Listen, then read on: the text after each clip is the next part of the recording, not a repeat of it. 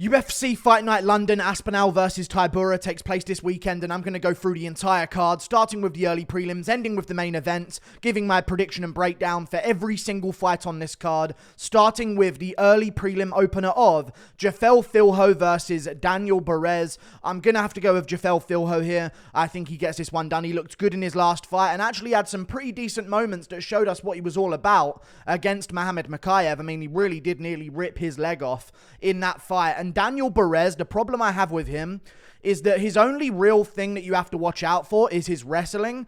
And I don't think he wants to be taking Jafel Filho to the ground here. I think that's a really bad idea. Now, he has had some decent wins on the regional scene against absolute schmucks, though, since he lost on the Contender Series to Carlos Hernandez. He fought a 10-9 guy, 7-9, 6-9, 14-12. Where are you finding these guys to fight? That's a really bad look, and, you know, no wonder he finished all of them in the first round. They're absolute garbage, and that's exactly what he did. He got 4 in a row, and now he's got his chance in the UFC. But one thing that I noticed in him, in his fight against Carlos Hernandez, is that his wrestling is kind of not really too effective for MMA, in my opinion. I don't really like his striking too much, so I don't think he's going to have a massive advantage there over Jafel Filho. His wrestling is very impressive from like a pure wrestling standpoint. He has very good takedowns and good entries on the takedowns, and he's weirdly strong and athletic as well. But whenever he takes someone down, I'm like, oh my God, what a great takedown. Oh, they're right back up again. You know what I mean? So it's like, there's no real effectiveness to his grappling, and in today's day and age with the new scoring system of the past 6 years that DC and Dominic Cruz haven't even read yet, that's not really favored in a judging system. So I'm going to go with the submission attempts and the damage of Jafel Filho, winning him this matchup in a very close decision. We move on up the card to another fight, which is Bruna Brasil versus Shauna Bannon. I am going to go with Shauna Bannon. Now, this is one of those ones where it's kind of 50-50, and Shauna Bannon is an underdog here. And I've also got to consider the fact that she is undefeated. You know, she's going to have that main character syndrome going into this fight where it feels like the stars are aligning. She's gone 5-0 in her pro career, and now she's been signed to the UFC, and she's fighting in the UK. She trains with Paddy Holohan. If you remember, he actually main evented a fight night card once in the UFC. I believe it was against Lewis Smolker as well. And I'm not even joking you here. I'm going to check it right now, but I'm fairly certain he actually headlined a card in Ireland. And everyone remembers Paddy Holohan. He had a blood issue where if he got cut, he wouldn't stop bleeding. So he had to quit his career pretty much and just put it on hold for a bit. But yeah, he actually had a fight night main event against Lewis Smolker. That actually happened before. But why I'm saying this is, he's actually got pretty good grappling from a guy from the UK and Ireland. And you see that in Shauna Bannon's game. She has good top control. She has good like head and arm throws. She seems strong in the clinch.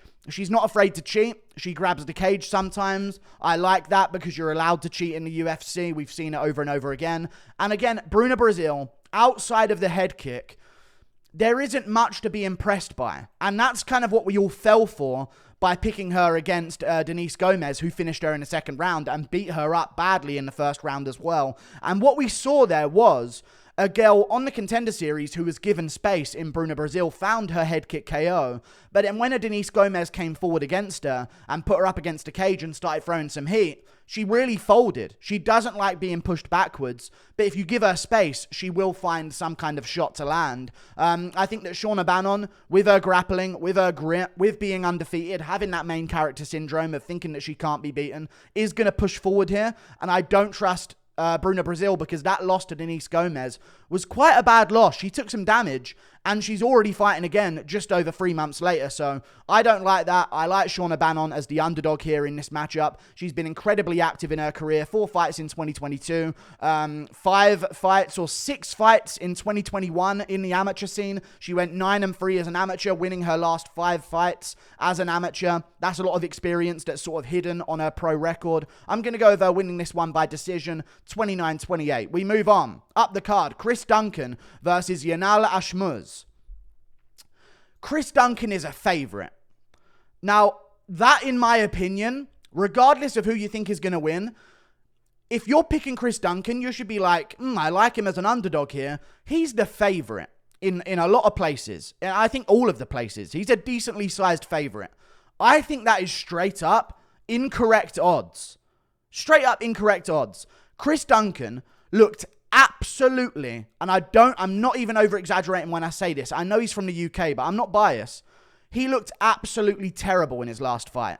It was one of the worst UFC performances, debut-wise, we have seen in a long time. And I know he did beat Omar Morales clearly, but what skill did he show in that fight? Oh, wait. He didn't do anything. Nothing looked good on the feet. All he did was work a really slow, grueling grappling game against Omar Morales, who, by the way, is 37 years of age. You know what I mean? Like, he's way past it in his own career. And even before that fight with Chris Duncan, he hadn't fought in a year. So I'm definitely going to have to side with Yanal Ashmouz. He's coming off a wicked KO win over Sam Patterson, and now he's trying to take out another UK dude, and I think he's going to find his way to do it, because we've seen on the Contender Series Chris Duncan get hurt. We saw him get finished on the Contender Series as well by Vieira. So we know he's open to be finished. He's a big lightweight. He cuts a lot of weight. He's like a Paul Felder type lightweight size guy, maybe a little bit thicker with the legs, and the body is a little bit chunkier than Felder was at lightweight even. But he's a big dude for the division, cuts a lot of weight, is open on the feet. I'm going to go with Yanal Ashmouz's explosiveness, getting this one done. I reckon he'll TKO Chris Duncan at some point in this fight. He's got 4 wins by KO in his career out of his 7 wins. I'm going to bet that he gets another one here and keeps the momentum going after his last performance, finishing Chris Duncan in the first round, as the guy who he even beat in Charlie Campbell on the Contender Series was rocking him all over the place anyway. He got the comeback KO, and then Borshev finished him in the Contender Series as well. I've got to go with Yanal Ashmouz. I think these are just incorrect odds. Let me know what you think about that one. But I think I've found some incorrect odds on this card. So I'm doubling up on underdogs in the first 3 fights. That's 2. We move on to another fight. Ketlen Vieira versus Pannie Kianzad. You might as well flip a coin, but I am going to lean towards Ketlen Vieira, just based on level of competition that she's been fighting recently in her career. I also think for a lot of these women's top contenders that just sort of had this idea that they're never going to beat Nunes, the fact that Nunes has just retired is going to really, really motivate a lot of them to be like, oh, I actually do have a chance to make something of my career now that Amanda Nunes is gone. Pannie Kianzad, well done, you beat Lena Landsberg. You know? Like, it's just, how do I rate that win? Like, you went to a decision with Alexis Davis, and she, like, outlanded you in that fight on significant strikes, but you landed the better shots. It's a weird one. I'm going to have to go with Ketlen Vieira. I think she'll be a little bit too big and strong for Pannie Kianzad, and I think that's going to be in her favor here. I think she's a bit too big and strong for her. She's got a bit of a reach advantage as well, and in a fight that's likely going to be a 29-28 split decision like 90% of women's MMA fights are, I'm going to have to side with the bigger girl with longer reach who's fought better competition. I'm going with Ketlen Vieira. We move on to another fight on the card, which is a fight between Bryan Barberena versus Makhmud Muradov. Makhmud Muradov, like, if this was at welterweight, which I originally thought it was, by the way, when I first saw that Bryan Barberena and Makhmud Muradov are fighting each other, I was like, how is Muradov going to make welterweight? It's at middleweight. What is Bryan Barberena doing? Did he want just another trip to London? Did he enjoy it that much last time? I don't think he really did see London if he enjoyed it, because it's an absolute dump at this point. So I have no idea why he's doing this. He could get a reasonably okay matchup for himself in the welterweight division that he can actually win, but he's now fighting Makhmud Muradov. You don't have grappling skills, Bryan Barberena. You don't have knockout power. You're a volume, break 'em down type striker. How are you going to do that against a bigger dude who's more explosive, more dangerous, more reach, better striker, stronger in general? This is maybe one of the worst career moves ever. If he pulls it off, so much respect to him, but I'm going to have to go with Bryan Barberena. And to be fair to Makhmud Muradov, against Caio Baralho, he actually looked like he improved his takedown defense quite a bit, and he made that quite a close fight on paper when it comes to damage or control, but they went with the control of Baralho. Barberena, you're going to get smoked. Worst decision you've ever made in your entire career. What are you doing? You're a fat, unathletic welterweight. If anything, you should be trying to lean up and try out lightweight, but maybe stay at welterweight. Don't do that. Stay at welterweight. Try and lean up. You don't have an ab in sight. And you're not even fat. There's nothing to you. You blob. You melting. I don't even know how to describe him. Why? Why are you doing this? I have to pick Muradov. By TKO, I've got Muradov winning by finish. We move on. Up the card to another fight, which is Mick Parkin versus Jamal Pogues. I have been so hit and miss on this fight. I don't know who to pick here. And I'm looking at the fact that Mick Parkin is an underdog, which is very tempting here. But Jamal Pogues has more experience. The only thing I'm concerned about is Mick Parkin's been out for a year and he's very young. He's very young. Now, I know Jamal Pogues is also very young. I wasn't too impressed by his performance against Josh Parisian. I didn't think he showed anything too crazy in terms of skill against Josh Parisian. If I remember correctly, he just sort of like ended up on top in certain situations and Josh Parisian couldn't really do anything about it. Mick Parkin has decently good get-ups. You know, he's training with good grapplers like Tom Aspinall now and has been for a long time. But Jamal Pogues wasn't really doing all that good on the feet against Parisian, was getting outlanded on the feet in the first 2 rounds, but found a way to get his takedowns. So I'm actually going to go with Mick Parkin as an underdog here. I was concerned over who to pick, but that performance against Josh Parisian, it was a real letdown for me because it just looked terrible. And, you know, Josh Parisian is, again, an absolutely fat, out-of-shape heavyweight. So is Mick Parkin, but at least he's young and seems like he has that sort of muscle underneath the fat. You know what I mean? Whereas Parisian is just like a heavyweight Barberena, pretty much, with no muscle definition whatsoever. Parkin looks like he's strong. You know what I mean? And he can get back up from takedowns. I believe there was a moment on the Contender Series that he had as well, where he was in a bit of trouble early on and he had to work his way back up because Neves shot a couple of takedowns on him. He shot a couple of takedowns on Neves as well. So we saw some grappling out of him. We saw that he can get back up to his feet. I don't think Pogues is going to be able to be like, you know, I'll just get a takedown and lay on him for the rest of the round. I think Parkin's going to make him work. And I reckon Parkin's probably going to be a bit tougher in the pocket. So I'm going to go with Mick Parkin. I think the year of work in the shadows with Tom Aspinall is going to pay... It's going to pay off for him here, and I'm going to pick another underdog on this card. I'm going with a few underdogs here. I feel like some of these odds are wrong. Maybe these underdogs are just too tempting to not go for, but I have a feeling that Mick Parkin's going to get this one done as an underdog. We move on to another fight up the card, which is Marc Diakiese versus Joel Alvarez. I'm going to have to go with Joel Alvarez here over Marc Diakiese. Marc Diakiese looked absolutely horrible against Michael Johnson. And that's what this really comes down to. And I've got to go off of what you've shown me lately. Now, I know Joel Alvarez hasn't really fought recently, but he's still a young dude, only just turned 30. Very young guy. And he lost to Arman Sarukian, which is like, you know, Arman's been beating everyone other than Gamrot, who he arguably beat anyway, and Makhachev, who had a very close fight with him as well. So, and he also opened him up with like the first elbow he landed, which didn't help things for Joel Alvarez, who was like blinded by blood in his eyes immediately as he hit the ground. But I'm going to have to go with Joel Alvarez. His performance over Thiago Moises is more impressive than anything I've ever seen out of Marc Diakiese in his career, outside of his crazy win over Teemu Packalén. But it's Thiago Moises. He's legit good. And Joel Alvarez walked him down and pieced him up in that division. I also don't think Diakiese's going to do too well against a reach disadvantage. You've got a guy here in Joel Alvarez who has a, I'm not joking, 77-inch reach in the lightweight division. That's absolutely crazy. This is Jarlin Turner levels of weight bullying here.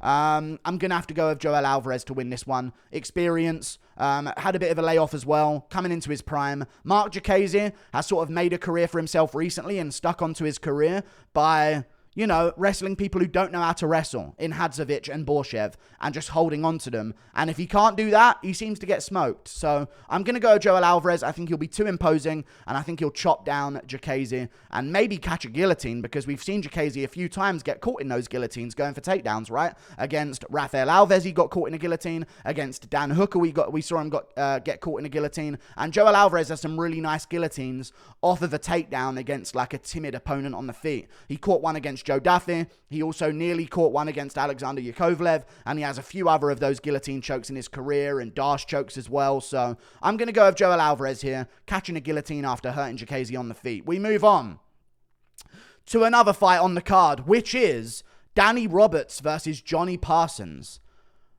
What am I supposed to do here, really? Well, what do we go off of here? Johnny Parsons, like, well done, you beat Solomon Renfro by split decision on the Contender Series. And then you pulled out of a fight with Michael Gilmore in February of 2022.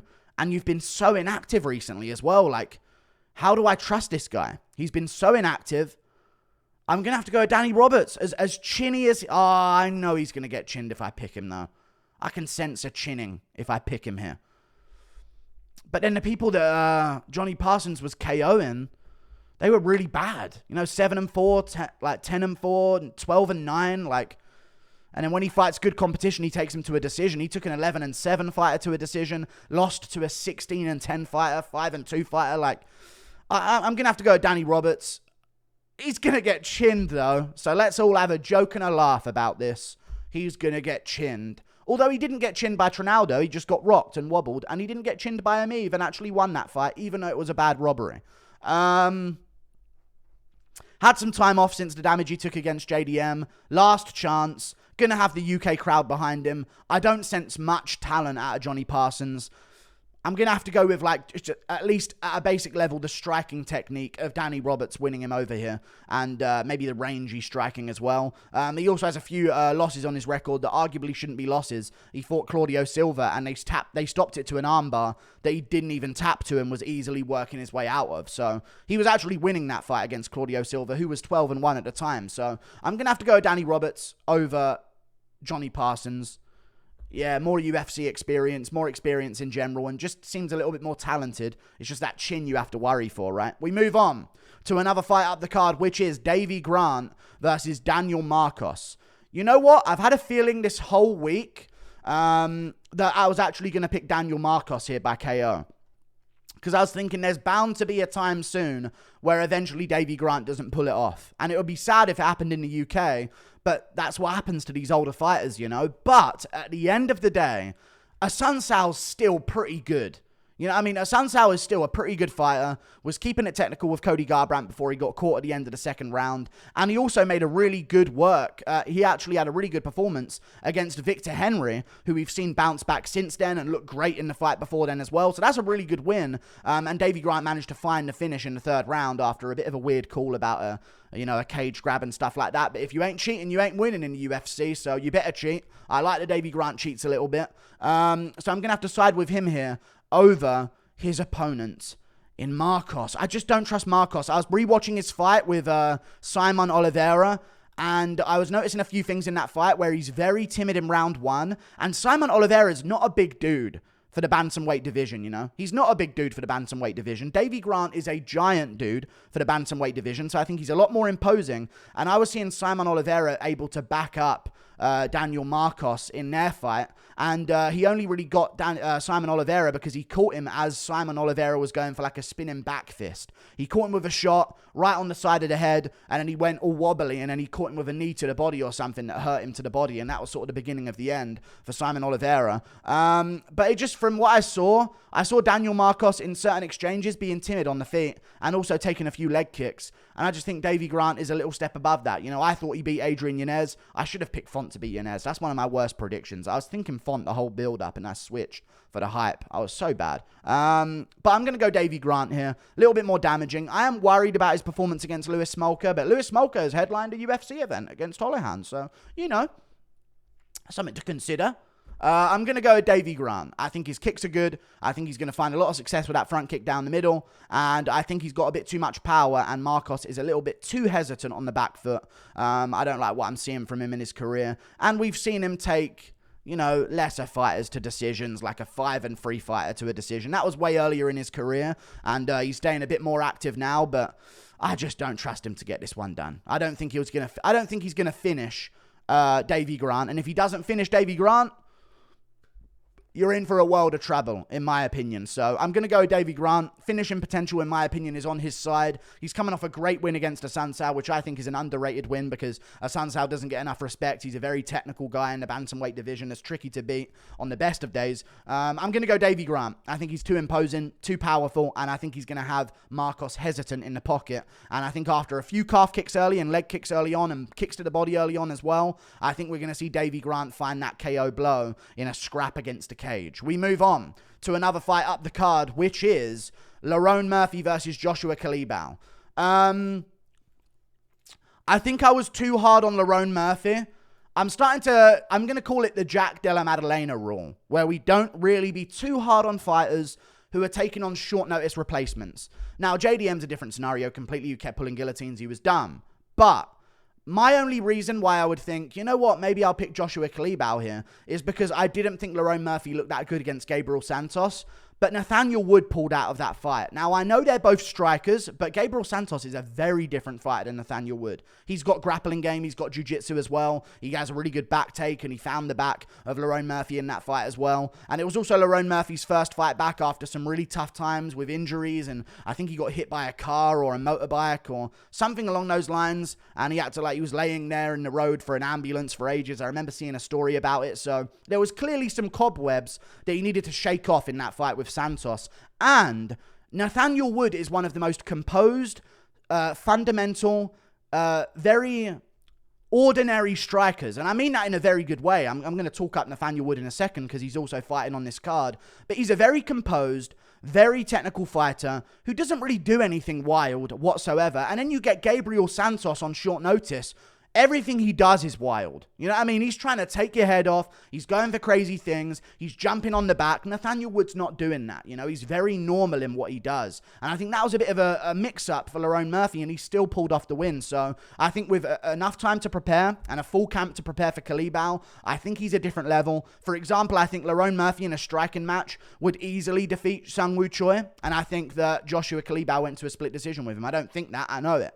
He should have won that fight, but it's a very close fight with Seung-Woo Choi. And, yeah, I've got to go with Lerone Murphy.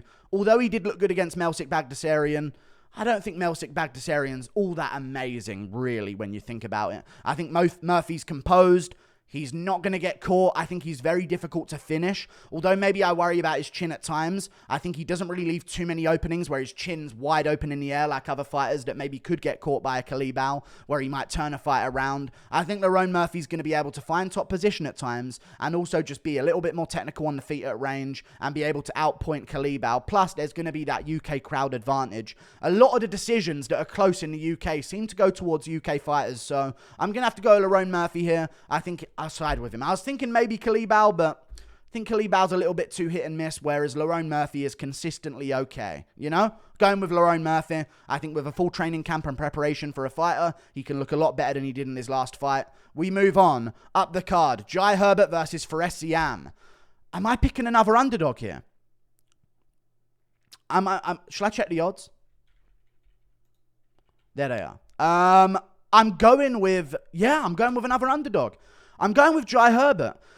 Fares Siam is good, but he's yet to impress me in his career, you know. Whereas Jai Herbert, there are moments of something, you know, like whether or not you want to say he's going to be a great or he's going to be a ranked contender, there's moments where you can sense talent.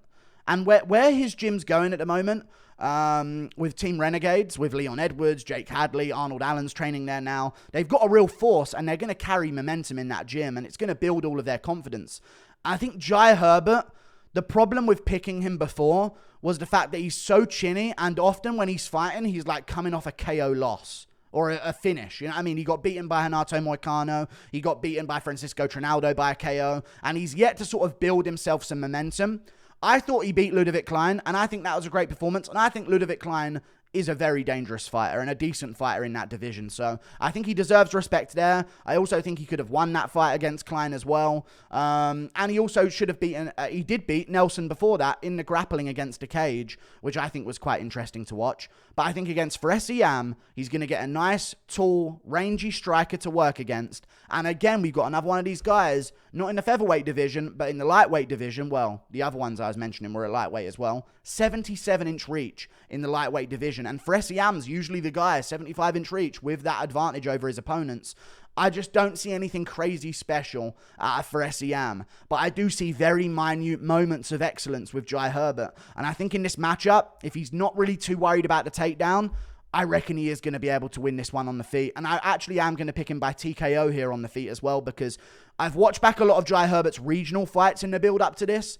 He was a talented guy on the regional scene. Like, he had his losses here and there on the regional scene, but some of the wins that he has and KOs that he put together, I mean, at one point he had what? He lost to Reese McKee, but then he got a KO win won a decision, and went on like a 6-fight win streak to get himself into the UFC. And his last few were against great competition. Jack Grant, Cardozosa, who's 11-3, 9-3 opponent in O'Keefe before that, and he finished all of them by TKO. So I'm going to side with Jai Herbert. I think he's got a higher finishing potential in this fight, even with his sus chin at times. And let's not forget, this dude head kick dropped Ilia Topuria early. I know he's a weight class up, but look what Ilia just did to Josh Emmett. He does deserve some respect there. I'm going to go with Jai Herbert. We move on. Up the card, Andre Muniz versus Paul Craig. Another interesting matchup that I've been a little bit torn on in the build-up, but I am going to have to go with Andre Muniz. The problem is, people have been trying to convince me. I had a guy, Nubby's been spamming me in the DMs about saying, Paul Craig's going to beat him, you know? And I'm thinking to myself, yeah, but Andre Muniz is really good. And if Paul Craig, what does he do? He doesn't get people down in the first place with his takedowns. You know what I mean? He doesn't. He's going to be a big dude in there, don't get me wrong, but I don't think it's going to be a crazy size advantage. I also don't like the fact that a guy who's known for sort of being chinny, and all due respect to Paul Craig, he's known for being chinny. Like, if you do connect on his chin, he is going to get wobbled or dropped, pretty much, right? Unless against Ozdemir, where he just kept shooting takedowns and looking terrible on the feet. He's just, I don't think there's certain people that will never be able to strike. And Muniz isn't even a great striker, but I think he's a little bit better. I think he's a little bit better than Paul Craig on the feet. And I think that's going to be a huge factor here, because when you think about all of Paul Craig's wins, it's come from his opponent taking him down. You know, and he's latched up a triangle off of his back, and you don't really see a guillotine. You don't really see a rear naked choke very often from Paul Craig either. I think he has one in his UFC career out of all of his submissions. So I think Andre Muniz is going to be able to keep this one standing, and I think if he does keep this one standing, it's going to be absolutely awful. And I mean awful for Paul Craig. I'm really hoping he doesn't get chinned in the UK, because I think this will be a retirement fight if he does lose. But Andre Muniz, although he lost to Brendan Allen's pretty good, and Andre Muniz was doing and keeping up with him on the feet in those rounds. You know, in round 1, he kept up with him. In round 2, he kept up with him. In round 3, he was actually ahead on the strikes and then got taken down and subbed. I don't see Paul Craig taking him down and subbing him. And I also look at Paul Craig's career and I'm like, where is the jiu-jitsu skill from the opponent in his career? You know what I mean? Like, if you really think about someone that he's actually smushed on the ground, these guys don't have great backgrounds in jiu-jitsu. You know, Krylov got caught being dumb. He was dumb. Going for strikes, leaving one arm in and his head in as well. I don't see Andre Muniz making those mistakes. In fact, I don't see Andre Muniz going for a takedown offensively in this fight. I really don't. I think he's going to have the game plan to stuff the takedowns and trap Paul Craig on the feet. And I know there's other fighters like Ankalaev that Paul Craig has submitted, but let's be real. If he holds on for another second, he just wins that fight clearly against Paul Craig. And that was also a lot earlier in Paul Craig's career, and he's only got older since then. I don't see much improvement in his stand-up game. I'm going to go with Andre Muniz actually catching him on the feet. And if I'm not mistaken, if I remember correctly, I watched it a week ago, so I might be mistaken here. Didn't Andre Muniz wobble Uriah Hall on the feet? I'm pretty sure he did. In a moment in that fight, I'm fairly certain he wobbled Uriah Hall on the feet, if I remember watching it back correctly. So I'm going to go with him actually scoring a KO over Paul Craig. I think he stuffs the takedowns. If he does end up on his back, I think he's going to threaten Paul Craig from there. And I think if they end up back on their feet in this fight, Paul Craig has negative stand-up ability. Love the personality of Paul Craig. Want him to win. It's going to be a tough ask. We move on. Up the card, Nathaniel Wood versus Andre Fili. Got to go Nathaniel Wood here, in my opinion. No-brainer yet again. You can't not pick him against Andre Fili at this point. Andre Fili is a little bit hit and miss recently in his career. He's not old or anything like that. He's only 33 years of age. But in his recent performances, we're not seeing the guy that was like doing pretty well against Holloway and actually looking good against Cater until at the very end of those rounds as well, and had a close fight with Sadiq Youssef. I feel like recently in his career, there has been a bit of a downgrade in skill. You know, Bryce Mitchell beat him. He beat Daniel Pineda, but in that fight, he was getting his leg chewed up, and that's what I want to talk about here. His leg is open. Very skinny legs, very heavy on his leg as well, and one person who's really good at leg kicking is Nathaniel Wood. Maybe some of the best leg kicks in the game. I think he has the record for leg kicks landed in a fight against Casey Kenny, if I'm not mistaken as well. So I'm going to have to side with Nathaniel Wood here. I think he's a little bit too tricky. And also, I think if you're going to beat Nathaniel Wood, you got to catch him with like a straight punch down the pipe as he's going for a kick or something. Or you're going to have to maybe land a body kick on him. I think you got to try and go to the body on Nathaniel Wood, or maybe try and wrestle him and steal a points decision, or crack him with a punch. I don't see Andre Fili catching him with punches. Do not see that happening. The only finishing ability, let me know if I'm wrong. Of course, I want your opinions here. The best finishing ability Andre Fili has, I don't see him on the feet, we're talking, because I don't see him out grappling Nathaniel Wood, who's got very sound grappling. The best finishing ability he has, in my opinion, is a head kick. And Nathaniel Wood, what's one thing he does? Keep a high guard. His gloves are forever glued to his head. Real tucked up, real high and tight guard. I don't think Fili's going to be landing his head kicks, and I think there's going to be moments where Nathaniel Wood's catching those kicks and sweeping his leg out and ending up on top at the end of the round and landing some decent shots. I've got to go Nathaniel Wood. I think he's going to bust up the leg of Fili. It's such a skinny leg that he has, and he doesn't deal with them well because he stands so heavy on that lead leg to throw kicks, to throw punches. Nathaniel Wood should have this one in the bag. I think he's a little too composed, and I actually like that he's had a bit of time off because he did take some damage against Jordan. He did take some damage against Rosa as well, but not much. Not any. I take it back. He took damage against Jordan, and since then he's had, 10 months off? I like that for a young fighter who's 29 years of age, still not in his prime. I'm going to have to go Nathaniel Wood in that fight by decision or TKO later on. We move on up the card to another fight, which is Molly McCann versus Julia Stoliarenko, the co-main event. This is a weak card, but they're going to be fun fights at least. I'm going with Molly McCann over Julia Stoliarenko. It's very obvious what they've done here with Molly McCann, let's be real. Dana White's very close with Barstool, and he doesn't want the Barstool fighters to start losing because the huge investments have been made into them. You know what I mean? I'm sure Barstool's regretting the Molly McCann investment because I bet you they wish they just invested in Paddy Pimblett. But Molly McCann's actually all right on the feet. And when I say all right, I'm not talking that she's crazy good. You know what I mean? She's not like Shevchenko out there. But she's tough. She's lesbian. She pushes forward. She's gritty. She's got a great chin. She scraps. She throws punches manly-ish. You know what I mean? So I'm going to go with Molly McCann over Julia Stoliarenko. I think if Julia Stoliarenko can't get this fight on the ground, it's going to be a tough one for her. This is a girl who just lost to Chelsea Chandler, who we saw how terrible she was in her last fight against Norma Jamont, lost to Alexis Davis, lost to Julia Avila, lost to Yana Santos. The only one she has a win over is Jessica Rose Clark by armbar. Welcome to the club. You know what I mean? Welcome to the club of people that have beaten Jessica Rose Clark recently.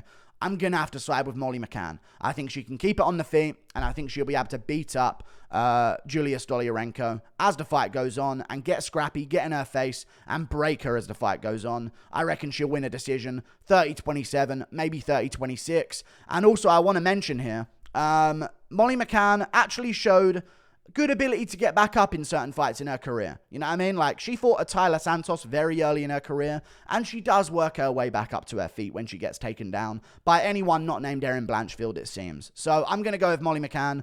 We move on up the card to another fight, which is Tom Aspinall versus Marcin Tybura. Gonna go Tom Aspinall, I think, here. Marcin Tybura... It's just like, it's a very tough ask because not only is like, normally when there's like an upset potential, you're talking about, but you could catch him with a KO punch. I don't see Tybura catching him with a KO punch, man. Tybura's getting up there in age, 37. I feel like he's getting in worse and worse shape throughout his career. And I feel like his last performance against Blagoy Ivanov, he had a great third round against old man Blagoy, who's got exhausted in the third round and got controlled by him. But in the first two, outside of landing a decent right hand that seemed to get a reaction out of Ivanov, which gave him that round, he just seemed to be doing a whole lot of nothing. And there's nothing in his game, in my opinion, that's going to back up Aspinall. There's nothing in his game that's going to make Aspinall worry about being taken down. And there's nothing in his game that's going to make Aspinall worried about being caught if he goes offensively. So I'm going to go Aspinall. I think it's a very logical pick. At the end of the day, Marcin Tybura is a fat old man again at heavyweight. He's got skills, but I think if Aspinall wants to take him down, he will. If he wants to KO him, he will. I see Marcin Tybura as like although he has a win over Sergey Spivak ages ago, 3 years ago, I think now Spivak is the better Tybura. Like, he's the new Tybura. I know he's lost to Tybura, but he's the new Tybura now, if you know what I'm saying. That mediocre guy who has some grappling, has some striking, no real KO power. And I think we saw what happened in that fight with Aspinall and Tybura. I think with Aspinall and Spivak. I'm going Aspinall. Massive advantage on the feet. Big advantage on the ground, in my opinion, as well, if he ends up on top. And who is Tybura submitting in his career? Does he have a submission in his career? He doesn't have a single submission in his UFC career. Last time he got a sub was at M1 in 2015 or 14, even earlier than that.